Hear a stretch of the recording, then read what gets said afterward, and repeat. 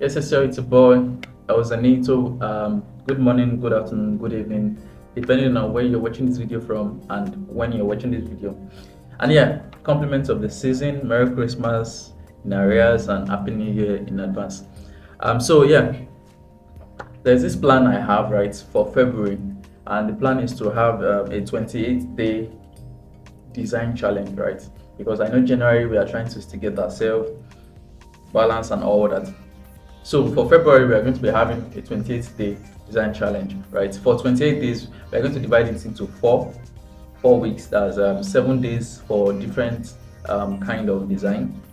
And so yeah, basically that we're going to be doing. So prior to that, I figured I've been getting a lot of messages from um, friends and from those following my account and stuff, and they have always been wanting me to like do a brief breakdown of the Photoshop interface, and so that a basic beginner can just understand the interface, then be able to like apply it to other tutorial videos on my channel. So I figured, okay, this is like the best time to do it because I'm a bit free. Designers, we don't really stop working, but I mean, I'm a bit free. So today we are going to just jump straight into the basics of Photoshop. All you need to know, not all you need to know, but I mean, to start up doing simple designs, all you need to know. So first off, you need to open your Photoshop. And now, there are several ways to get Photoshop. I won't really like give you a means of getting your Photoshop. You can either purchase it, but if you are not currently buoyant financially, you can get the trial version or the other version. And when you feel okay, you're buoyant enough, you can then subscribe. It's just, I mean, it's anybody's opinion, but just make sure you have your hands on Photoshop. Yeah. So when you open Photoshop, when you install it and you open it, you'll be met with this home page, right? Now, this particular part will be empty because you've not started any design. But if you've been doing some designs on Photoshop, you would see your recent designs listed here, and you would see that this is currently in a view mode, and this is a list mode. So it lists out the designs and it gives you a view, like a thumbnail view of the design. So before you start, there's new file and there's open. So what you want to do is go to new file. It's just like any other design software. Under your new file, you have different paper sizes, and this is where you can put, let's write test run. We are test running, and this is your width and this is your height, and your pixels. Always work with pixels because I mean it's Photoshop. It's pixels we're working with. So we're going to be working with the basic standard. Now I will advise you, if you are going to do a DP sized design like an Instagram post or all these things, you can work with, depending on your system, you can work with either 1000 by 1000 pixels or more. But because my system can handle it, I'm working with 2000 by 2000 pixels, so a DP size. Then my resolution, if you want, resolution is just how the like how high of a quality your design is. So the lower the resolution, the poorer the quality, and the higher the resolution, the higher the quality. So it's currently at the default setting is 72. I love putting it at 300. If your system is not so strong, you are putting it at 100 or 150. Now, always ensure that your mode is at RGB mode. Always ensure your mode is at RGB mode. Now, RGB is red, green, and blue. CMYK is cyan, magenta, yellow, and black. K is represented as black, or something like that. Now, CMYK is for printing. RGB is for electronic media. So if you want to design something on Photoshop that would be used, that will be printed out, you can then switch to CMYK. But if you want to like just design something for your electronic media, your social media posts, email, and all those things, you use RGB. Just leave this as 8 bits. I mean, some use 16 bits in some cases, but 8 bits is okay. Now that we have that, we have a test run and all that. Your background, you can use white, you can use black. I'm going to stick with white. And so then you come here to create. Now you can either do this, or let's say you have a standard, you have a paper size in mind, you can come down here to photos and look for a photo size, print, look for a print size, art illustration, different kind of size based on what you want. But we are sticking with 2000 by 2000. That's shifted. All right. Now there's something called artboard here. You can see that mine is not currently clicked. Artboard is just, now when you open this Photoshop now, what you are faced with is your canvas, right? It's like your board here, like your blackboard or your whiteboard, but it's on the board that you're going to like do your designs, right? Now when you click on artboard, what you're telling Photoshop is that, you know what, I don't want to just have one board. I want to have the option of creating multiple boards, so that as I'm designing here, I can design here. So for example, if you want to do a Christmas poster, and you want to do multiple options of a Christmas poster, you can click on artboard, and when you finish doing one, you can create another artboard on that same canvas, right? So you have multiple boards where you're designing, and it's just amazing. So I think I will show you what it looks like without artboard, then what it looks like with artboard. So we will not check it, and we'll just click on create. Now when you create, this is your canvas, or this is your board. So this is where all the magic happens, and you can see at the top here, you see test run, right? RGB, and this is where all the magic happens. This is your toolbox. This is where all your tools are. Most of all the things you'll be using are here. This is your color palette. This is your this is another menu. We have your layers, we have your channels, and we have your paths. The most like as a beginner, what you are mostly concerned about is your layers, your color palette, and your tools. So I'm not going to go into full details of everything, but I'm going to just touch one or two things so that you as a beginner can like understand what it's all about. So now that you know how to get to this canvas, this page, this board, now let's quickly take it one by one. Go to this is your file, just like any other software, whether Microsoft, CorelDRAW, Illustrator, every other software would always have basic things like this. So your file, under your file, you have your new, your open, browsing, bridge, if you have Adobe Bridge, open as smart objects, and blah blah blah like that. It's basically self-explanatory if you understand what I mean. Like, as you're designing some of these things, you get to understand what they are used for. Say for example, new, to start a new design, open, to open a previous design, browsing, bridge, if you have Adobe Bridge, which I don't, open as smart objects, close all. Now close and close all is different. When you close, you are just closing this canvas test run, but let's say you have so many things open here and you press close all, it's going to close everything. We have save as, save a copy. You can save as, then change the name of the document, or you can save a copy, so it carries the name of that document, then includes copy at the back. Then you can also export. You can export as a PNG, you can export as anything. Now this save for web is when you're exporting a GIF or something that you want to use in your website, different kind of export. So yeah, just familiarize yourself with most of these things. You're not really going to use most of them, but as a beginner, you just need to know what they do and all. And each of them have most of them have their shortcuts. So it's good for you to know some shortcuts to make your work faster. Then under edit, we have undo, redo, toggle last date, cut, copy. Just try to familiarize yourself with all these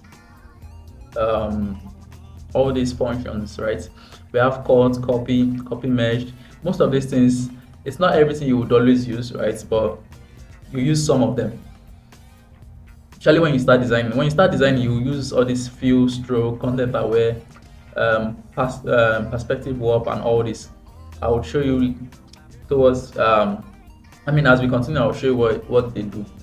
When we have image, this image is like anything you want to edit on your image, you would see them here. But anything you edit using this menu, they become destructible. That is, you can't change the edit except you Control Z, except you undo it.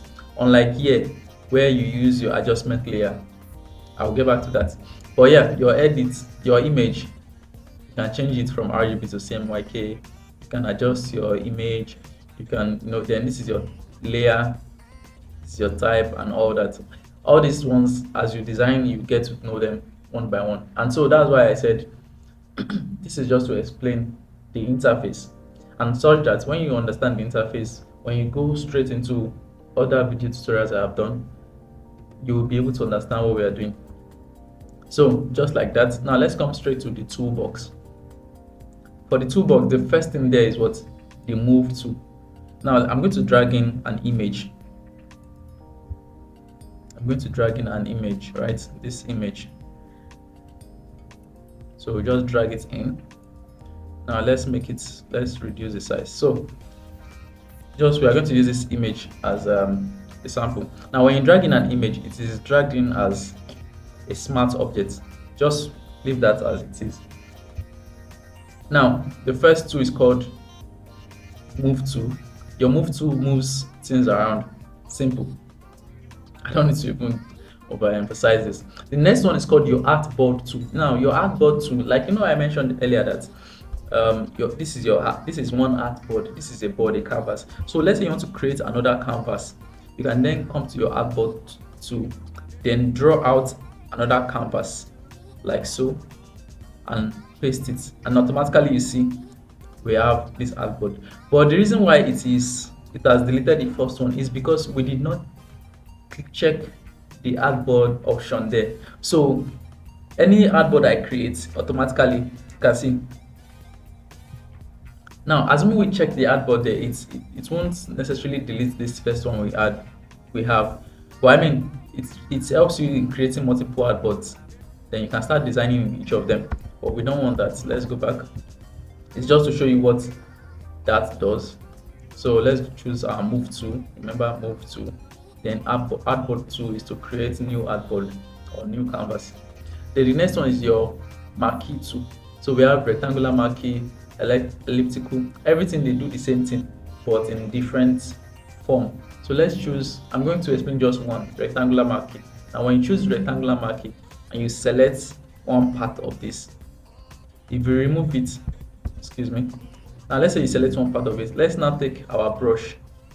I know we all know brush. Let's take our brush tool. Now we can't do anything because it's still a smart object, so let's convert it to a normal image. So you right click on that image and you rasterize. Rasterize means to change it to JPEG. So you rasterize it and now it is a normal image. Now this is our brush, right? I want to just quickly show you what marquee does. So imagine I'm trying to paint everything. It only paints the area that has been selected. And when you delete the marquee, it stays there. So you understand what I'm saying? So marquee 2 is just basically, you know what, I want to just address a point in an image, just one part of that image, I want to paint that part. So you use your marquee 2 to demarcate that, okay, whatever it is I'm doing must not extend outside this particular image. Same thing with your elliptical. So for your elliptical, you can just draw the ellipse around here like this, and so whatever it is you do would not go outside that ellipse form. So it's as simple as that. The next one is called your lasso tool. Your lasso tool is a selection tool. It selects things. It's as simple as that. Now the first one is called your lasso tool, the original lasso tool, and what it does is you select and start dragging, and it selects what you want, and when you are done selecting, it automatically selects what you want. It's as simple as that. Then the second one is a polygonal lasso tool, which is better because all you need to do is just click on one point and then drag to where you are satisfied. Unlike the first one, that first one is like you're actually drawing with your pen, so your hand will not leave your mouse. Why this one, you can see my hand is outside, it's not touching my mouse, and yet like the selection is still on. Then you can continue your selection.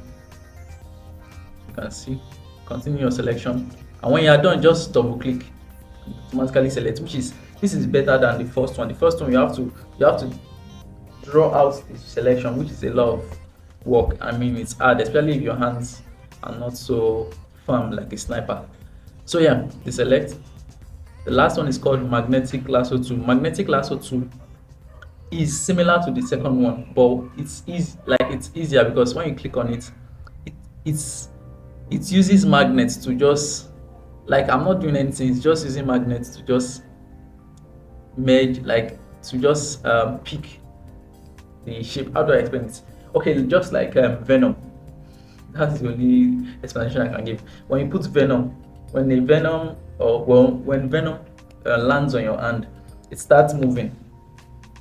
starts moving like that till it gets to wherever form it's going to take. Same thing with magnetic lasso tool.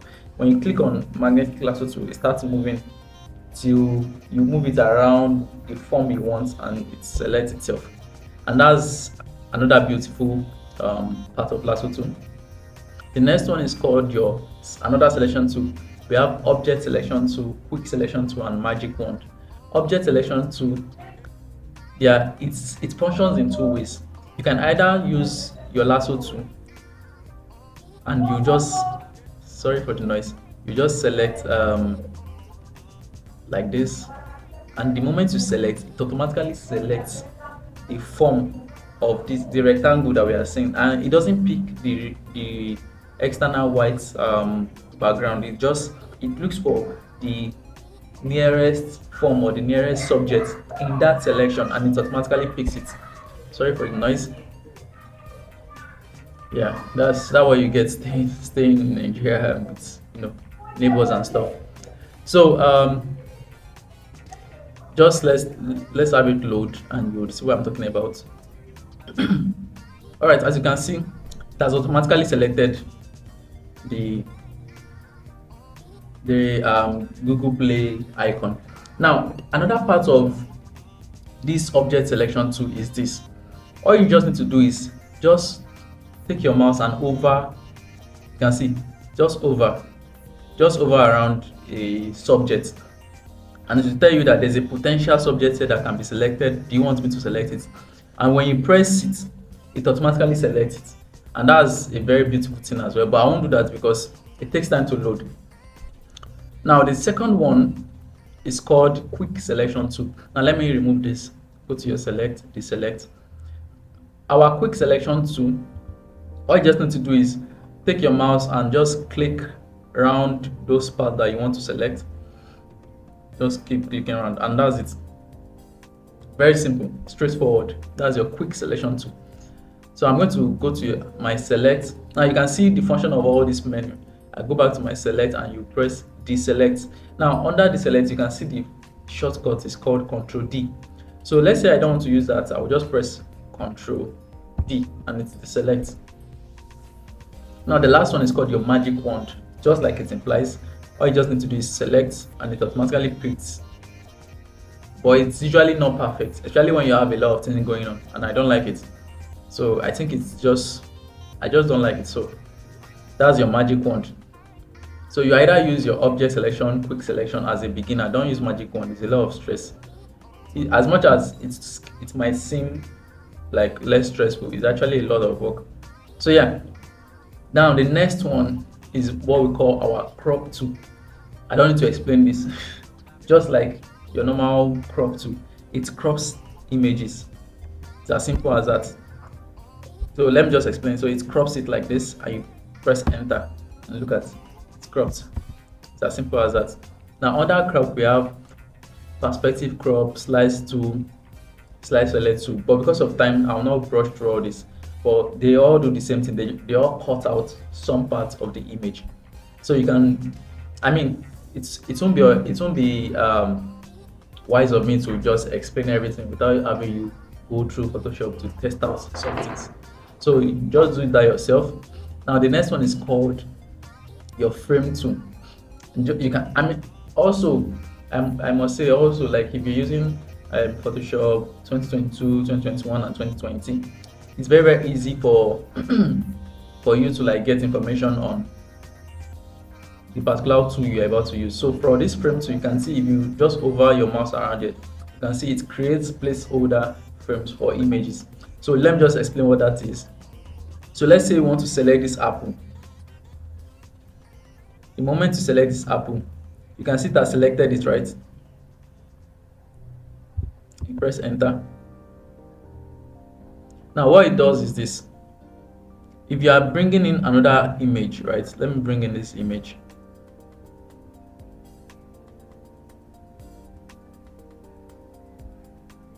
You can see that it's automatically places it inside that placeholder we created. I barely use this because I mean I can always walk around using clipping marks, but I barely use this. But I mean that's the function. You just whatever form you choose, anything you bring in, can be attached into that form. So I'm just going to delete this like so, followed by your eyedropper tool. Now I'm going to only explain eyedropper tool. Eyedropper tool is just like the name like the name implies, it picks colors from images or from. Now for example, you can see that this is our green, right? But we want this kind of red, kind of wine color. So all you just need to do is click on your eyedropper and you just press this, and automatically you have the color. If you want this cyan, just pick, or this green, or this yellow, and it stores on your color palette, and that's as simple as that. Now the next one is called your spot healing brush, patch brush. Now let me quickly explain out what this one does, and we need to explain that using an image. So I'm going to go to a picture of mine. I'll bring in my picture, just enlarge it. So now this is where we are. We need to rush. Now the first one is called your spot healing brush. All you just need to do is reduce the size of your brush. You can reduce it either by coming down here and reducing the size, or clicking on the parenthesis on your keyboard like that. Now let's say I have a defect, like I want to remove this my eyebrow.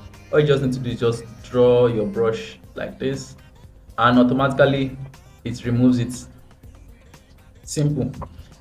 Now same thing with healing brush. Let's increase healing brush. Healing brush as well.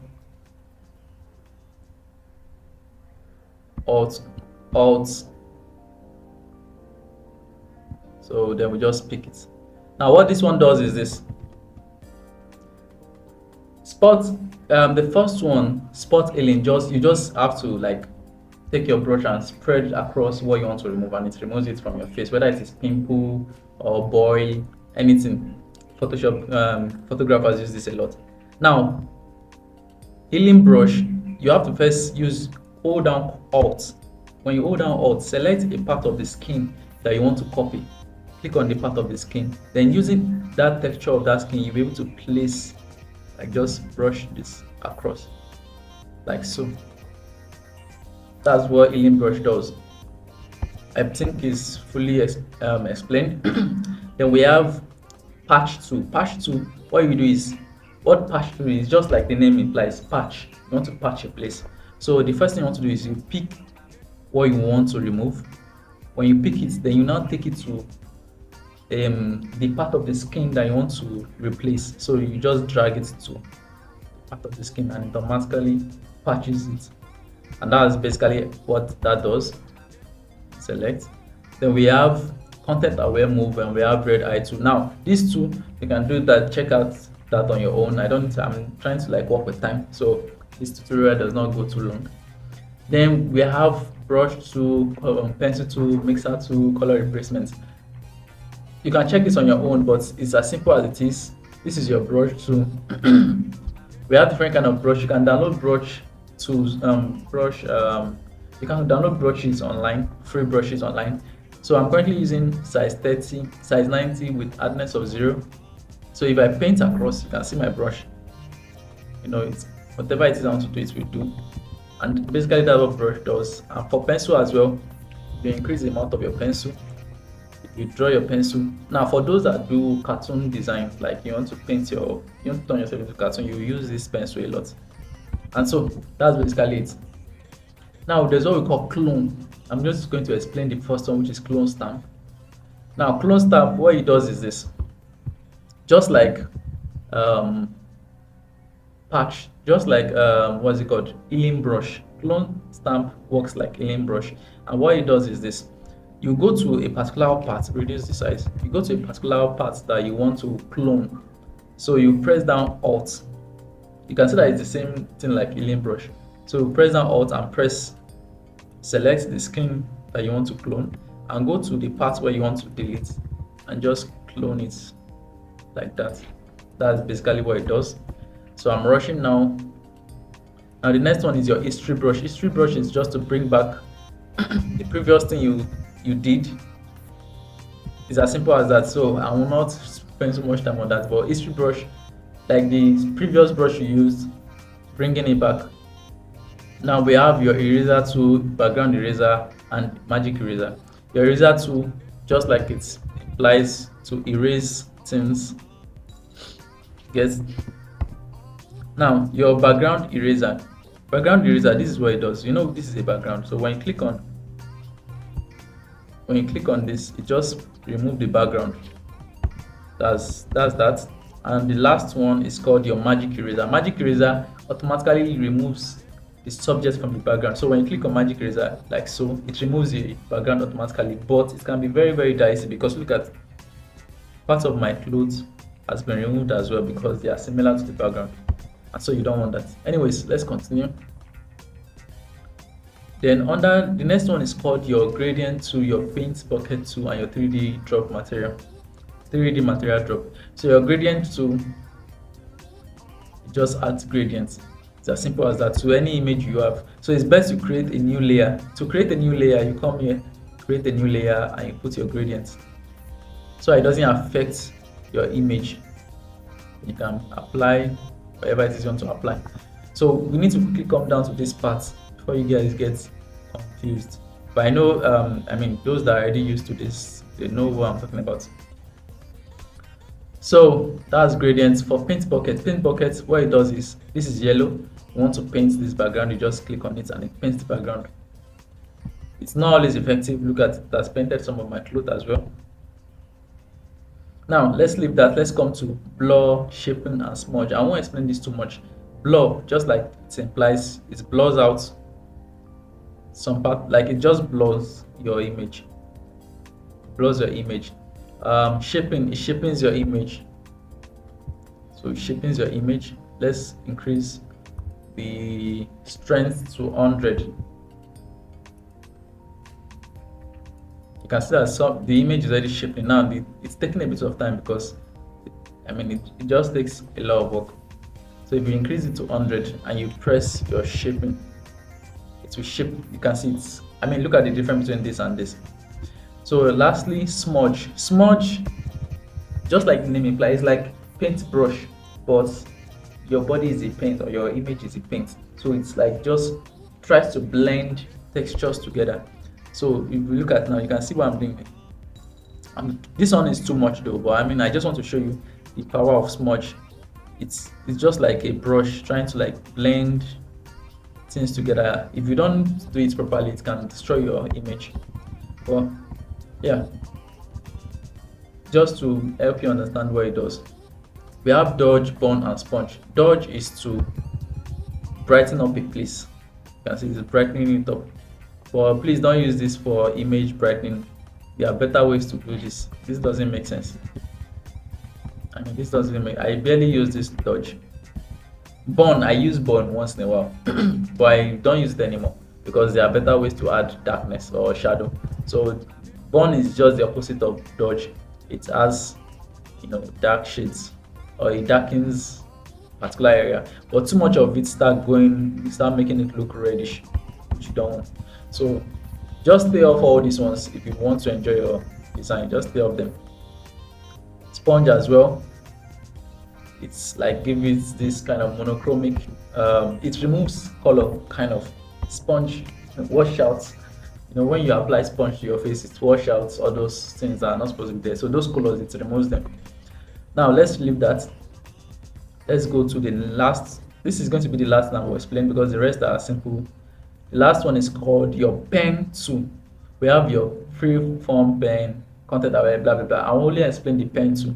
Now when you click on your pen tool is like a selection tool, but in a more advanced and more sophisticated way. So for example, if you click on a particular, let me zoom in so you can see.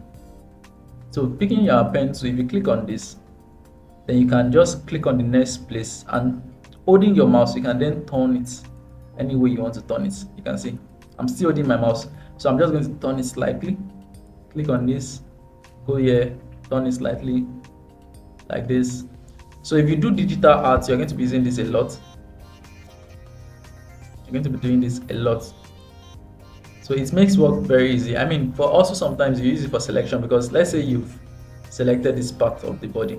Just let's assume you selected this part. Then you can just right click to make selection, and it automatically makes the selection, or you can right click and fill parts, and it fills the part. Or that's for your digital art, you can right click and use pencil, and it applies pencil. Now the beautiful thing about this is this: as you are selecting, you can go out of the selection, you can go out of Photoshop and come back and still continue your selection. That's the best part of it. So let's say I delete this. Now let me show you the difference between this and other form of selection. Let's say we use polygonal lasso tool now, and I'm trying to select this edge roughly, right? The moment I leave Photoshop and I come back, you have to start again. So imagine if you are selecting the whole body, right? And you are selecting like that, rough, and you just mistakenly, your WhatsApp message just pops up, or you just mistakenly press something else, you're starting all over. But that is not the case with pen tool, and that's why it's always good to learn pen tool for selection, because it makes your work easier. It takes time, the amount of time it will take for you to select using pen tool is like times 4 of the amount you will use in like when using polygonal lasso tool or stuff. But it gives you a very clean work. So yeah, the rest is your text, your part selection, your shape, colors, and all that. So that's just basically it. Now let's go to our layers. Now we have 2 layers at the moment. We have, excuse me, I'm trying to.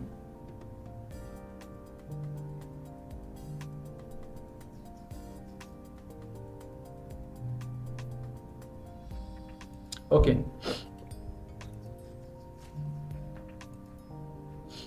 All right. So excuse me, I got distracted by work call. All right. All right. So let me just explain this layer. Layer is just like it sounds, right? We have, this is one layer, this is another layer. Now when you are viewing it, anything you are viewing, the first layer, like now this is the first layer, number 1, this is the second layer. Now anything at the top will be will be the front view. Like for example, my image is number 2, right? But it's at the top. Number 1 is the background white, and so that's why you would always see my image first, then the background second. Now imagine if I bring my image down to this part, you won't see it again because it's now below. So, and that's basically what layer is. The more you add layers, and as you are adding them, you would have to understand that they are placed in the form of in an order, and each order represents how they are shown on the canvas. So if I bring this image up, you can see this image. If I draw a rectangle, right, and it's yellow just like this, because it is in front of my image, it's going to also be in front of this image on this canvas. But the moment I bring it behind the image, it is at the back. You can see it. This is it. It's at the back. And so that's basically how layers work. Now that you understand how layers work, we have under here, we have our what's it called now, effect menu.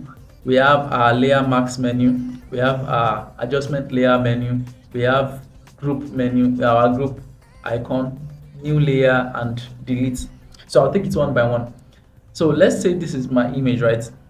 For this one, this is your effect. So if you want to add a stroke to it, all I just need to do is click and add stroke. So if I change the color, you'll be able to see it. See, I've added a stroke, black. What am I doing? Black. Oh, okay, I was pressing cancel. So I've added a stroke. I can add shadow as well. I can add drop shadow and place it, whichever way I want to place it. I can add anything, just, I mean, it's endless what you can do with it. And this is your effect. Now, your layer style, now if you don't want to go through here, you can just right click and go to your blending option. It will give you the same menu, the same options. instead of just clicking here. But I mean, this place is faster. The second one is called your layer mask. Layer mask is you want to remove something from the image, or you want to remove something from the subject. So when we have our image here and you click on layer mask, it automatically brings in this box here. And what it's telling you that, okay, whatever it is you want to remove would be shown here. So for example, if I take my brush, because layer mask and brush are 1 and 2, they work together. So anything I paint using my black color, anything I paint is being removed here, but you can see it in the layer marks that yes, this is the part you are removing. You are marking this place out. So as I'm painting it away, like as I'm removing it, it is showing here that this is what you are removing, and in the main image it is being deleted, right? And so the reason why I said it is always good for you to work with this instead of going to the image here is because you can easily disable your marks, you can easily delete your marks, and you still have your image intact. And so basically that's what layer mask is all about. So you can use your layer marks to remove background just like this, and as you are removing it, you are seeing it's being removed, right? And let's say you mistakenly remove something you're not supposed to remove, just from black turn it to white and add it back. It's as simple as that. So let's delete our layer marks. Sorry I'm being too fast, but I'm working with time. So now the next icon here is your adjustment layer. This is where all the magic happens.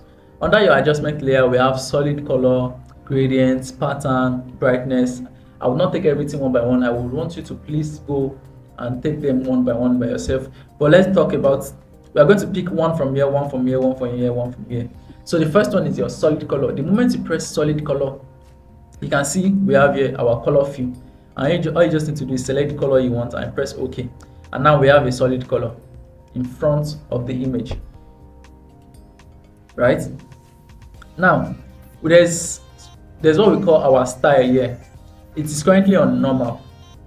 Now, each of these things, when you choose them, they have an effect on the entire design, right? So for example, now this is red color and it's currently on normal, but the moment I go to darken, it darkens the red color on the entire design. So it affects the first thing that is being seen. So darken, multiply, color bond. You see different kind of effects, just like this, different kind like that, different kind. Everything has different effect on everything. So what you can then do is, if you want it to affect only this image and you don't want it to affect the background, you can now right click on the color field and choose what we call create clipping marks. That is, you want to clip this color field into just my image. So when you create clipping mark, you can see that it doesn't affect the background anymore, it affects only the image. And then you can now choose whatever effect you want and it will affect only the image. It's as simple as that. Then under here we have talked about solid color, gradient is similar, pattern is similar. Then we have contrast and brightness. So when you choose contrast and brightness, it will come up here, contrast and brightness. Now, like I said, as anything that stands out on its own affects every other layer, unless you clip it to a particular layer. So if I reduce the brightness, you can see it affects everything. If I increase the contrast, it affects everything. You can see it affects everything.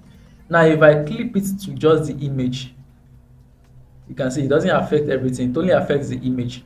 And basically that's how it works. Same thing with levels. Levels is the difference between the light and darkness, the light and shadow. Then curves and exposure, just test them out yourself. Then we have vibrance, hue and saturation, color balance, black and white, photo filter. Anyone you choose here have their function, has its own function like on the design. So let's say I choose color lookup. When you choose color lookup, it gives you an option of all your color lookup. So if I choose orange and blue, it automatically applies orange and blue to every part of this design, unless you now clip it to a particular design, to a particular layer. So same thing, we have invert, posterize, threshold, gradient map. They are all effects. Just see them as effects. So if I click on invert, can see that it automatically inverts everything, both the white background, my image, and everything. So if I want it to only affect my image, you will just right click, just bring it down here, just right click and create clipping marks, and you see it affects only my image and not the background. This is a very basic way of explaining these things, because when you start designing, you want to use certain effects for certain layers, and so that's why I'm explaining that. Okay, always ensure that if you want to apply an effect to only one layer, make sure you use your clipping marks to clip it to that layer. And so yeah, that's basically it. The next one is your group tool, your group icon. So all you just need to do is select whatever you want to group. So let's say you want to just hold the first one and hold down Control and select anyone you want to group. When you have selected everything, just come here and press group, and it automatically groups them. Or after you have selected everything, just press Control G and it groups them. So that's why I said you need to understand the shortcut. The last one is called new layer. So when you come here, you click on new layer, it automatically creates a new layer. Then you can do anything you want to do on this layer. It stands alone. See, it stands alone. So it's important that you don't do all your design on one layer. Like for example, now you want to add, you have an image and you bring in a glass that you want to put on that image. Create a new layer and put the glass, so that you can easily turn off the layer of the glass, so you can see what the image looks without the glasses. I don't know if it makes sense, but that's how simple it is. Just create a new layer and work on the layer. And the last one is your delete, or your recycle bin icon. So all you just need to do is click and it deletes, like so. Now let me quickly brush through one last thing. Now let's say we have our image selected. If you right click, you see some things here. We have blending option, copy SVG, duplicate layer. That means you can duplicate the layer that is being selected. So if I click on duplicate, it will give me another copy of this layer. Same thing if you click on delete, it will delete it. If you click on group from layers, it will group itself, and several others like that you can test out like that. And also this is our color palette, right? So it's the same thing with this. Anything you need, everything is here. Same thing. Anything you touch here affects this. Anything you touch affects this. So that's your color palette. Then we have our channels and parts, which will probably be explained in a later video when we start going deep into design and stuff. So yeah, other forms of explanation will come as we are designing, as you are learning. But this is just to give you a basic understanding of your Photoshop interface, right? For your Photoshop interface, let me turn off all these things. Let's say this is your image. Let me quickly explain select and filter. This is your image. If you come to select, you can select your subject. So when you click on select subject, the AI of Photoshop will automatically scan the image for the best subject in that image, and it will select the subject. Look at, and it's going to be clean. So when you press Ctrl J, it separates the image selected from the background, and it makes it very simple. Now under selection, you can see select focus area, select color range, select sky. If you have an image that has a sky in the background, you can come here and click on select sky. It will automatically select the sky. Now under color range, you can click on color range and say, okay, you know what, I want to select anything that is blue, and it will select only the blue part. Very simple. Now your filter, we have filter gallery, adaptive, wide angle, color, camera raw filter. Camera raw filter, for those that are following my tutorial, you will know what it does. It adds different kind of effects. But your filter gallery is just a bunch of filters that you can try out. This is colored pencil filter, this is cutout filter, this is dry brush, this is frame grain, fresco, neon lights, paint ups, blah blah blah. Different filters that I barely use. Anyways, those are the filter galleries and all. You can also check out other parts. Your image, you can come here, choose brightness and contrast. It automatically affects the image. You can choose desaturate, it turns it to black and white. So your image also affects whatever layer you are working on, like so. And lastly, on your edits, you see your transform, you see different things that you can use for different things. For example, your puppet warp can, you can like turn your head wherever way you want to turn it, you know, you can do whatever it is. It's just like a puppet. You can control it whichever way you want to control it, like that. And also you can also use your distort tool, different kind of tool to distort whatever it is you are distorting. So just play around this and just test it out. I mean, it's not just about you watching the video tutorial to understand it, but you practicing it and testing it out is the major thing, because then you'll be able to know the function in proper. So yeah, basically that's where I'm going to stop for today. I've taken too much of our time, and yeah, um, I mean, this is just like a Christmas gift to beginners that are willing to understand the interface of Photoshop. Please take out your time to properly test out different menus on Photoshop, and so when you're able to like get the interface, the tutorial videos I've created over time would be very easy to follow. And so for February, when we start our 28 days design challenge, it will be very, very easy as well to follow. So yeah, if this video resonates with you and if you like this video, you can share with your friends, you can give me a like, comment, and a subscription. And yeah, see you next time, and happy new year.